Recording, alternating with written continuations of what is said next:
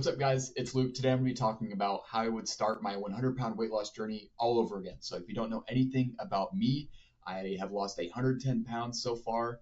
I've completely changed my life. I've created discipline and lasting habits that will lead me to be the guy who never has to actually start over again. So, we're going to hop right into it. To the first and most important part of all this is defining your goal. You have to know your why. And there's several things that go into that, but for example, some of them would be longevity. You want to play with your kids. You don't want to be immobile when you're older. Your health. Maybe you don't want to be popping pills like you're at a club, or maybe the mirror. You just want to look good, like you have abs. This is one for me. Weight. You wanted to see a certain number on the scale. I wanted to lose 100 pounds. Feeling. Maybe you just want to feel good about yourself after losing 100 pounds. I certainly feel good about myself. And discipline. So actually forming habits that will affect other areas of your life besides fat loss. So just forming discipline and having delayed gratification, which we'll get into in a little bit. But staying motivated with that comes with clearly defining your goals. So you're going to be goal motivated and progress orientated. In the day-to-day minute tasks, you're going to fall back on your progress, the progress that you want to make that day. So when you wake up and maybe you're a pound heavier than you were yesterday, it's not actually fat, by the way, it's just water weight. But you're going to be motivated by your progress, because if you're motivated solely by your goal, the moment you get away from your goal, you're going to become unmotivated. You're going to feel like everything you've been doing has been for nothing. So in the day-to-day tasks, we're going to be progress motivated. So when you wake up and you hop on the scale, you're a pound heavier, you're going to say, well, that doesn't really fucking matter because I'm more focused on the progress I'm going to make today than what happened yesterday. So this brings me to the 5-3-30 method. I recently created this. I realized I've been pretty much doing this for the past year and a half now. So this is, the actual naming of it is pretty inspired by John Mark's 5-4-5 method, but let's get it right into it. So 5 long-term goals for this. One long-term goal that I have that I write down every single morning is that I want to have 30 coaching clients. So these 5 long-term goals are going to be between 3 and 9 months and down the road in the future. So that would be one of my really important tasks to me. I want to be able to help as many people as possible. 3 goals or tasks that get you closer to the 5 long-term goals every single day. So based on your long-term goals, you're going to create 3 tasks every day that you have to do. It's going to move the needle and it's going to get you closer to them. For example, for my 30 clients that I want to have, one of my tasks that I would put out today would be filming this YouTube video. The more eyeballs I can get on my social media, on the information that I have, the more people that will probably reach out to me and then want to work with me, and the more people I can help.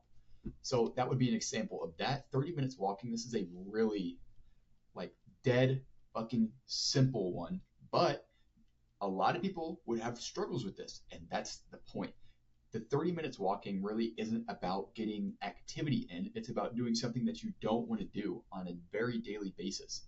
So when I talk about on my Instagram, building self-respect and using self-respect instead of self-hatred to fuel yourself, this is one of the ways that I did it, was just going on walks, sometimes I went for a run, sometimes I'd go hit the elliptical, but essentially the minimum you have to do every day is 30 minutes of walking.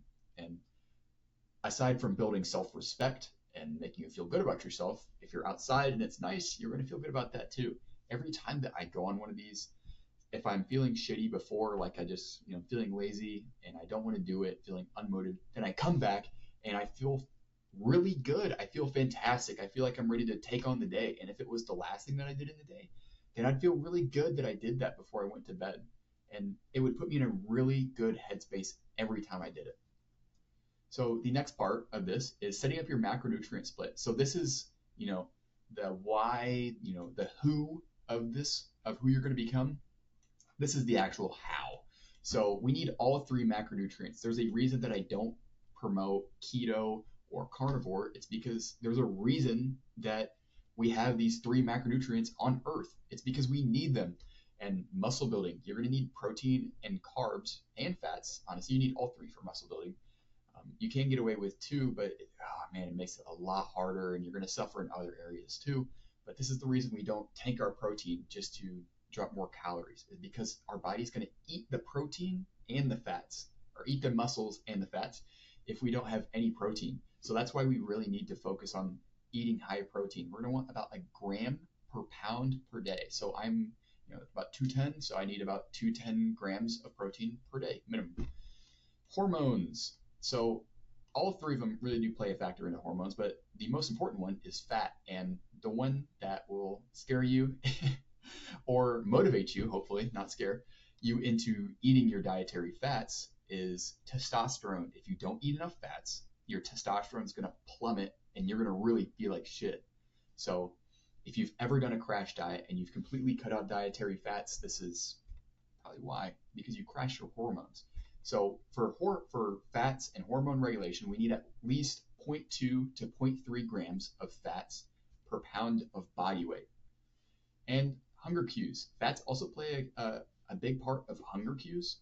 It's going to slow down your digestion time, and that's obviously going to make your food digest for longer, and you're going to be fuller for longer. It's going to make it easier to stay on the diet. The reason we don't cut out carbs is because carbs are really good for muscle building and muscle retention. If you cut out carbs entirely, then there's a really good chance that your body's going to start using your muscles as well as your fat, which is not at all what we want. So, and also a lot of really good for you carbs do have lots of fiber in them, which is also going to slow down digestion. There's two types of fiber. I won't get too far into this, but there's soluble fiber, which is what your body can actually break down, and there's insoluble fiber, which is what your body cannot break down. Either way, they're very, very low calorie, and it's going to really slow down your digestion time and make you fuller for much longer. So how you're actually going to log this is through MyFitnessPal. It's going to run you through kind of an onboarding thing. It's going to be your height, your weight, your age, your activity level, and it's going to tell you exactly what you want to eat for exactly how many calories to lose, or how many pounds to lose and how many calories to eat. I would recommend between 500 calories and 1,000 calories per day deficit. So if you're typically eating 3,000, that means you're going to eat between 2,000 and 2,500. I wouldn't go above or below that, because then you get into crash diet, and that's not sustainable. We want sustainable fixes here. Macros over everything else. This goes along with this next point, which is integrating your diet and your exercise with your lifestyle. The reason I have Panda and Chipotle here is because those are my two favorite restaurants to go get, really high protein but also really tasty foods at, and it makes the diet works for me. Another way that I integrate it with my lifestyle is I have a walking pad. You can't see it, but it's right around the corner there. And I walk while I'm at my desk, while I'm working, or while I'm watching YouTube or watching TV or anything. And macros over everything else. They're obviously, let me preface this. If you eat chicken, broccoli, and rice, you'll probably get the best actual physique results out of everything here, because it's a nutritious meal. But really, the macros matter. So if you eat just straight donuts and then peanut butter and then protein shakes, but you hit your macro goals, you get your exact protein, carbs, and fats, you're going to lose weight. You're going to have good body composition. It's not going to be perfect, but macros over everything else. This is what makes it actually sustainable. Instead of cutting out all of your favorite foods, you can actually make your favorite foods fit in, and that's the reason that we track our calories, so we can know how much of our favorite foods we get to eat at the end of the day. So, containing when you want to quit. This is probably the reason that you haven't lost any weight or haven't got to your dream state yet, because number one, you don't really know what to expect. You know that it's probably going to suck a little bit, but it really, really is difficult.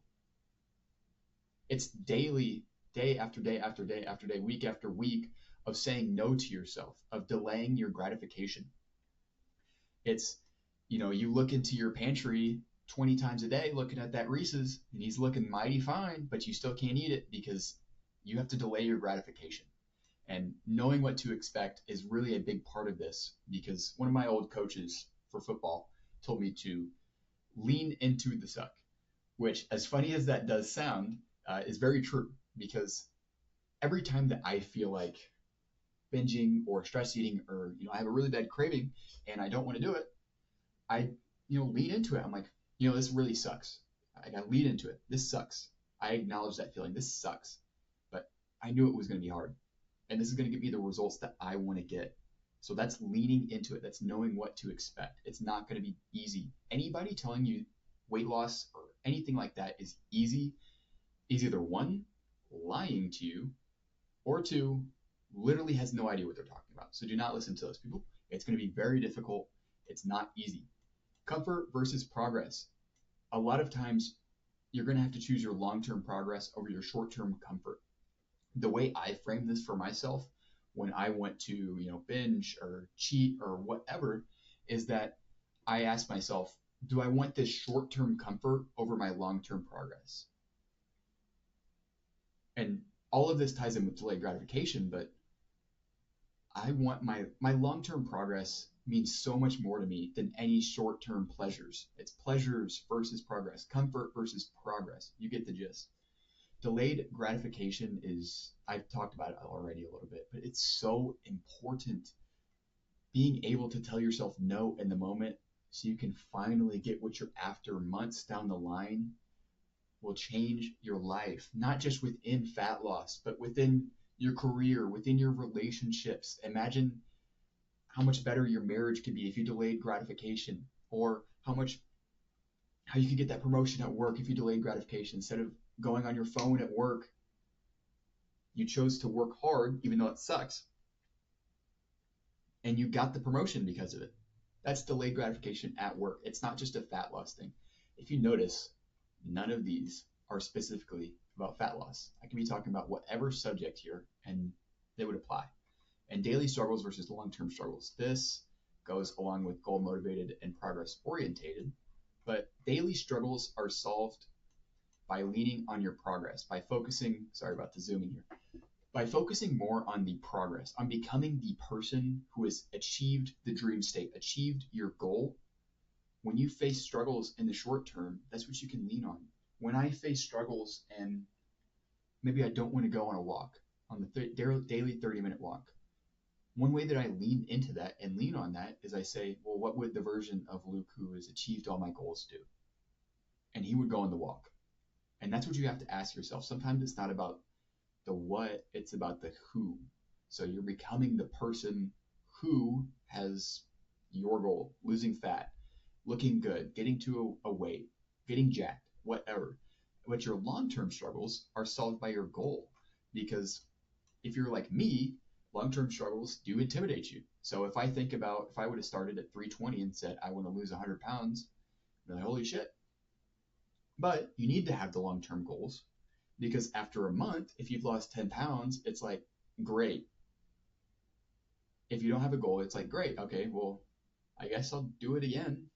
But if you have that goal, if I want to lose 50 or I want to lose 100 pounds, after a month, when you're feeling the diet fatigue, when you're wanting to quit on a daily basis for long periods of time, those are long-term struggles.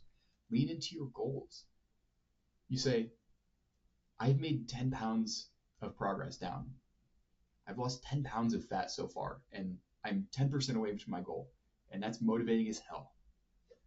So daily struggles are solved by becoming the person who solves those daily struggles. Long-term goals are solved by focusing on the goal itself. Long-term struggles are solved by focusing on the goal itself. And all of this goes into your why. So all of this, continue when you want to quit, and all of these goals, clearly defining your goals, is your why.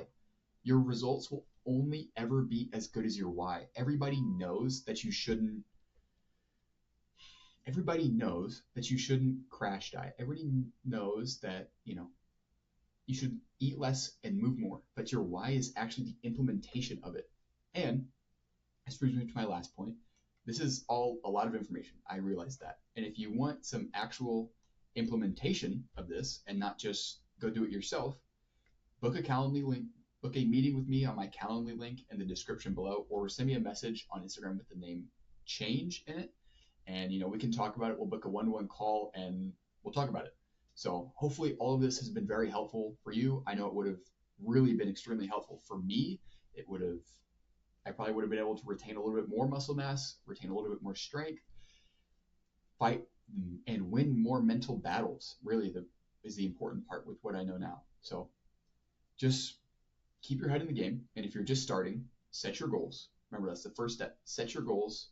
Use the 5-3-30 method. Set your 5 long-term goals. And every night, Write out your 3 goals or tasks that you're going to do the next day to get there. And don't skip your 30-minute walks. It's not about the cardio. It's about forming discipline in your mind and creating habits. The 30-minute walks will help you out in so many more areas of your life than just walking or just getting extra calories burned. I promise you. Just try it out. So, thank you for watching.